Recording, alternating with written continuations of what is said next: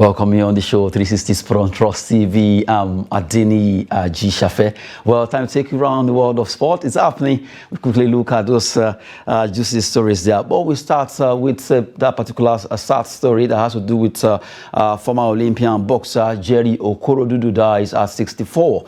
This man has really, at least, represented Nigeria as far back as 1982-84 at the Olympics and also at the Commonwealth Games. Jerry Okorodudu may so rest in perfect peace. Let's look at a brief of his boxing career while he actually boxed for Nigeria. Jerry Okorodudu, gold medalist at National Sports Festival in Ibadan, tagged Oluyole 79.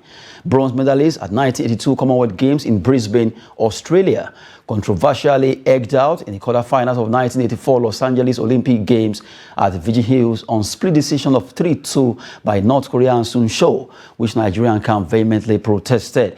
Well, that's just a brief on the late Jerry Okorodudu, national gold medalist when it comes to boxing in 1979, 1982 Commonwealth Games, bronze medalist at the Commonwealth Games, and also he lost out at the quarterfinals at the Olympics in 1984 Los Angeles Olympics. May his soul rest in perfect peace. Well, we are being joined by Jide Olushola, who will be running the show with us this particular hour. Jide, good to have you on the show. Yeah, good morning.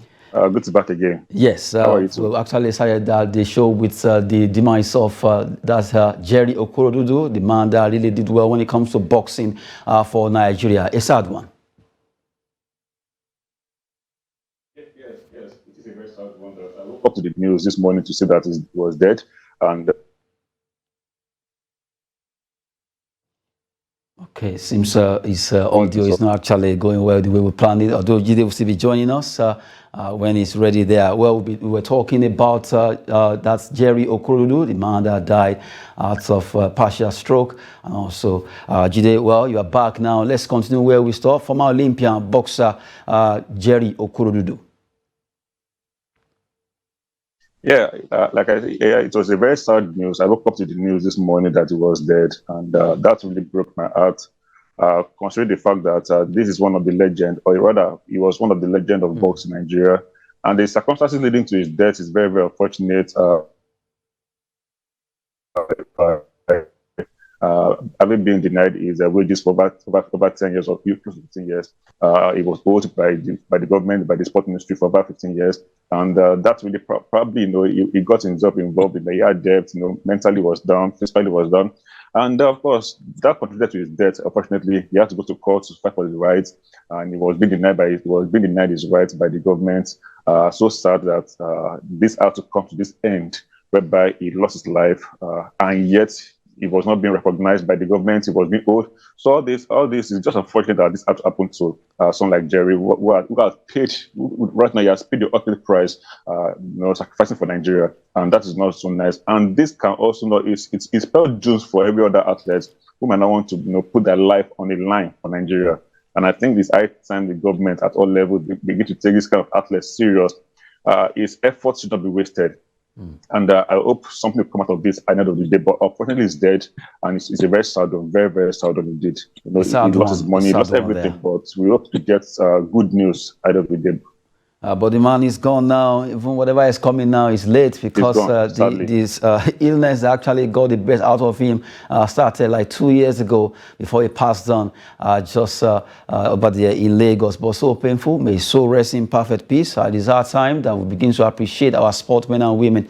Right now, by the time they actually need help, one way or the other, has to do with issue of fund. According to the news featuring in, that he could have made it if that particular partial stroke or the foot cancer was actually dealt with earlier. That has to do with amputation, but there was no money. There was not enough money to get that particular surgery done. Well, the man is gone now. May his soul rest in peace, as we said. Well, let's move away from the Jerry Okorodudu's death and talk about athletics now. We look at Toby Amusan will be racing today over there in Lausanne, Switzerland. Toby Amusan to compete in women's 100-meter hurdles Golden League in Switzerland. A couple of days ago, she ran coming third, 12.47 seconds, where she actually ran over there in Ostrava, coming behind the world champion. But right now, we can't take anything away from Toby. Really, she's getting back to action after she did so well, breaking world record in Oregon. Right now, Toby is really edging closer to her best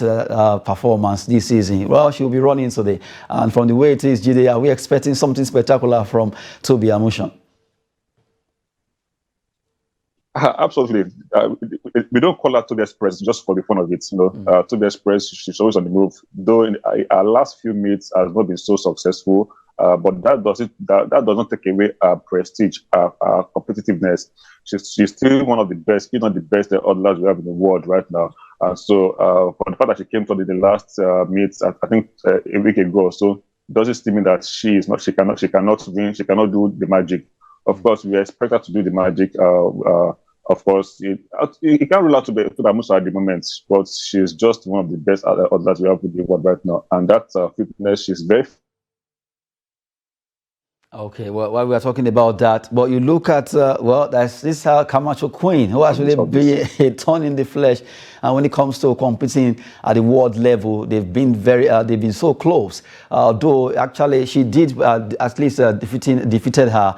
She defeated Camacho Queen sometimes back over there in Oregon. But this time around, Camacho Queen has been able to edge her own name in gold over there in Ostrava. This particular race, it's going to be another opportunity for us to see if Toby has really come to stay by at least dislodging Camacho Queen in that race.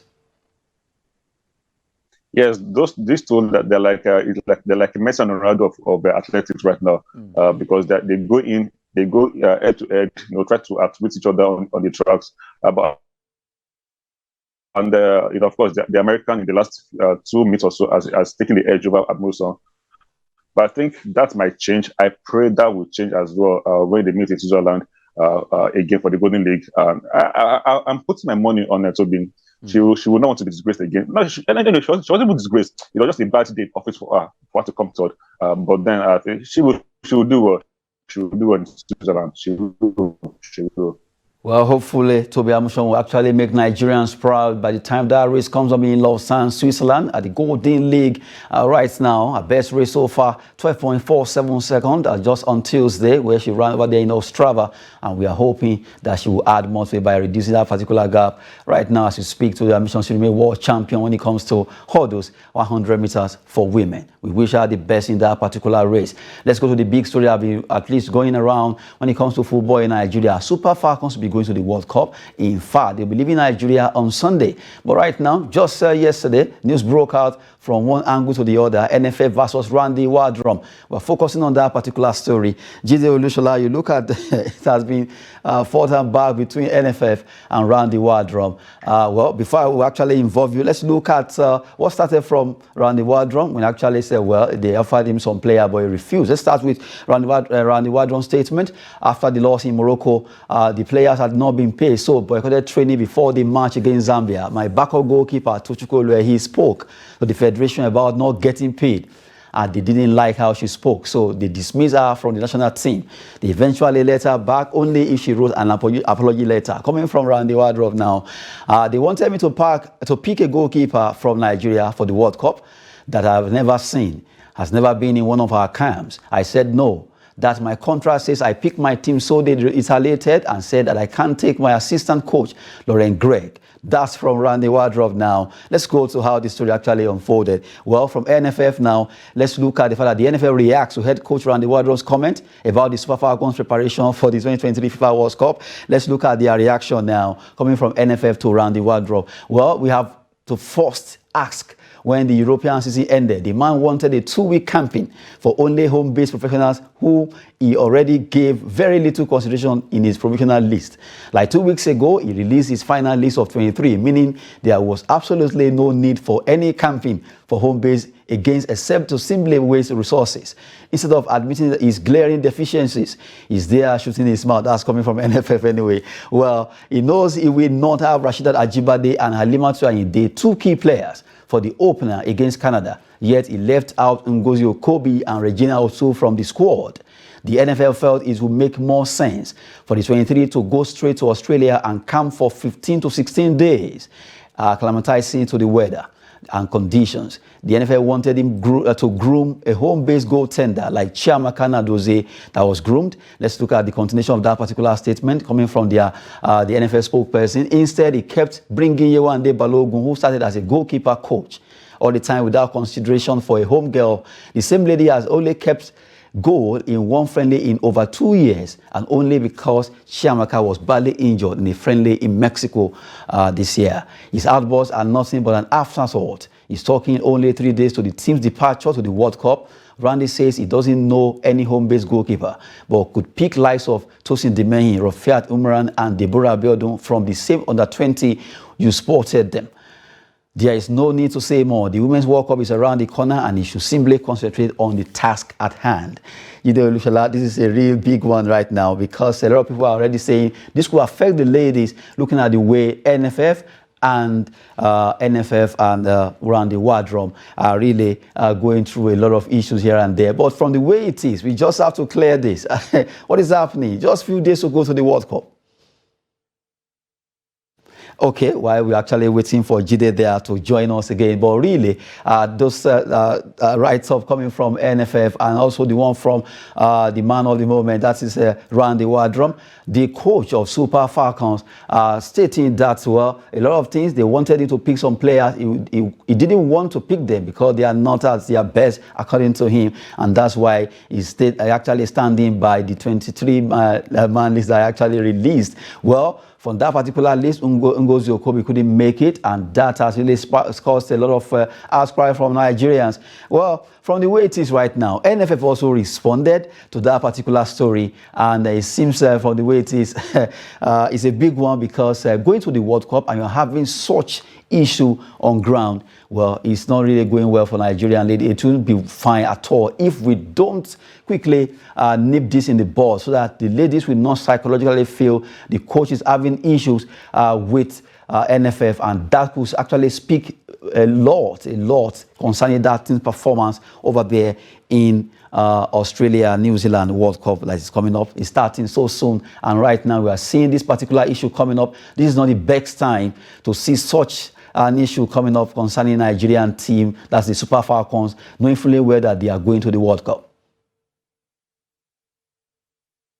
Okay, well, it seems Jide is not back yet, and we look at the fact that from the way it is, we are talking about Super Falcons right now, talking about for the fact that their coach, Randy Waldrum, has been talking tough concerning issue of picking a player or not picking a player there. Well, from the way it is right now, it seems NFL too are not buying it at all. They quickly fired back in those statements we read earlier. But right now, we need to curb this, because the ladies will be going to the World Cup, and we don't need such a drama ahead of the World Cup. And in fact, we really need to get ladies together as a team. They must not lose focus, and we just have to get it right now. Well, from the way it is, let's have this particular story alongside Noel Samson, who will be joining us to talk as we are waiting Jide Olushola to still join us on virtual. Well, right now, NFF versus Randy Waldrum.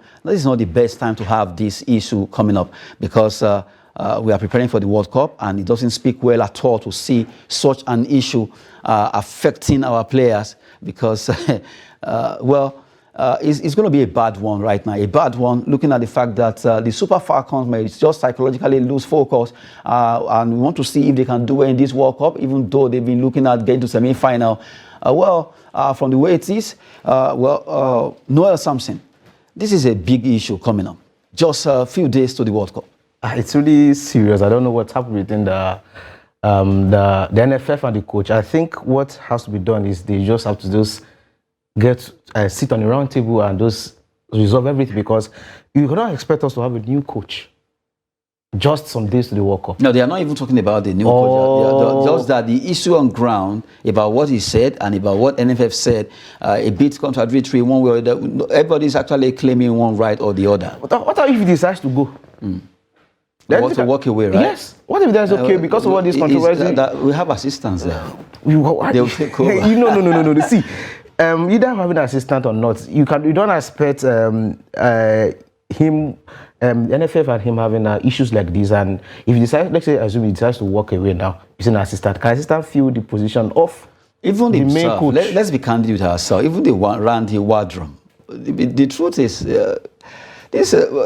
he shouldn't have been the coach of Super Falcons in the first place. Let's be sincere with ourselves. But we have Nigerians that can coach Super Falcons. We have Africans that can coach Super Falcons. Must you always be from foreign land? Must you always be from Europe or America? I say that should be the inferiority complex we have, and those people try to take that use that as an advantage. Okay, check Randy Waldrum's record. What has really done? What has been the big deal? Okay, yes, we qualify for the World Cup, agreed, but we've done it before. Yeah, late Ismaila Mabo took us to further finals of the World Cup. Still standing till date, 1999. We have not been able to break that record. A Nigerian did that, Ismaila Mabo. Although it's late now, may his soul rest in peace. But that's a Nigerian. All the white men we've brought. Before him, we brought so many other coaches. What have they done? Have they changed anything? But still, despite that, I think this period, we don't need any of this drama. Yes, the drama is not needed for now. But I'm only trying to say, even the Randy Waldrum in the first place does not even deserve to be our coach. Yeah, exactly. As you said, because this issue of having always trying to employ what we call foreign coaches to come coach us, I think it's not the best, because you've seen it. The only coach who has given us the Nations Cup so far is late coach Stephen Keshi. After that, for the Super Eagles, after that, all the old foreign coaches they brought, which of them has given us which of them have even given us the Nations Cup or taking us to that stage? Maybe probably the quarterfinal in the World Cup. None of them has done that.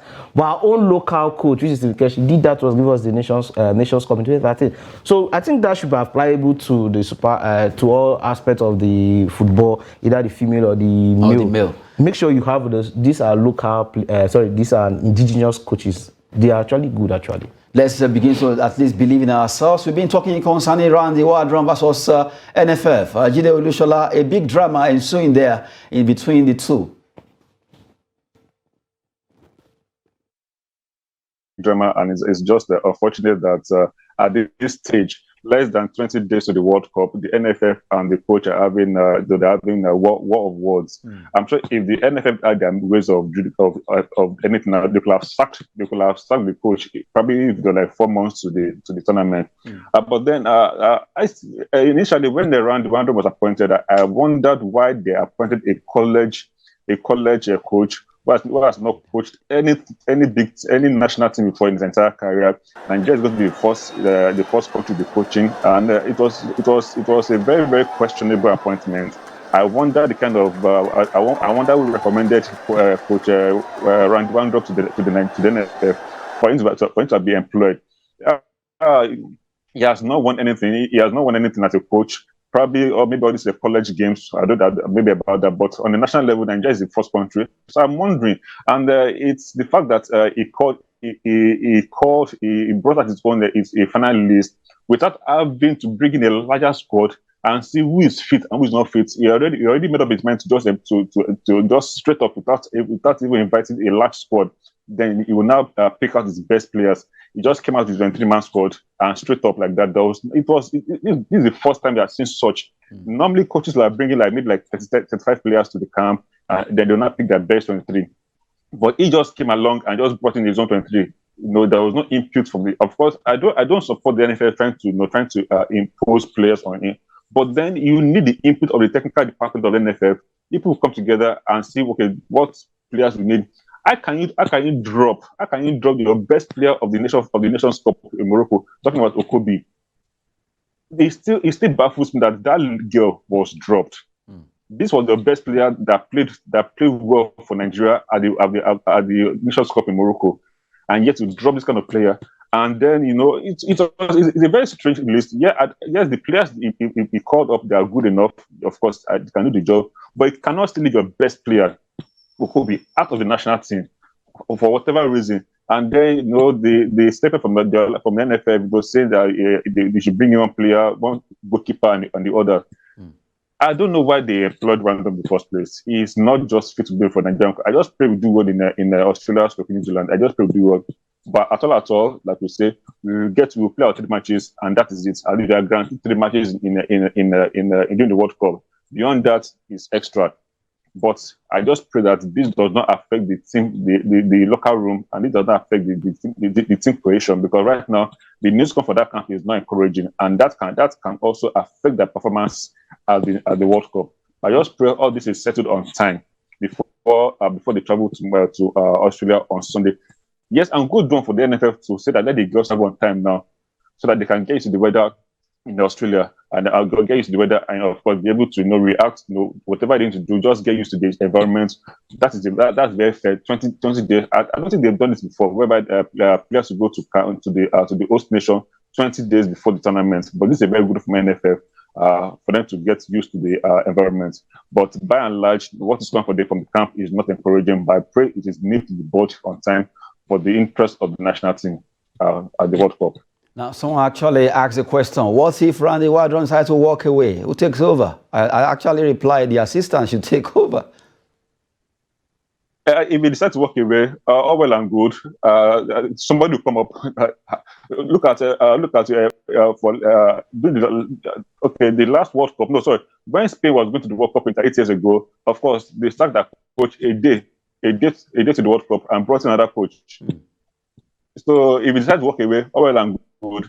Another coach will come up within 20 days, something can happen. So it's not, if he wants to walk away, it's all well and good. I think after this World Cup, they should just test his contract and they pay him off, and they let that should be the end of his romance with the female team.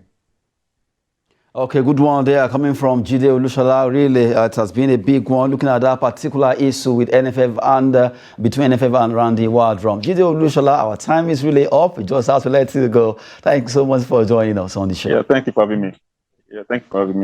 Okay, good one. Well, before we wrap it up, from the way it is right now, Manchester United, they've gotten their man. They've agreed a deal for Mason Mount. Are you not paying at all? Chelsea, man.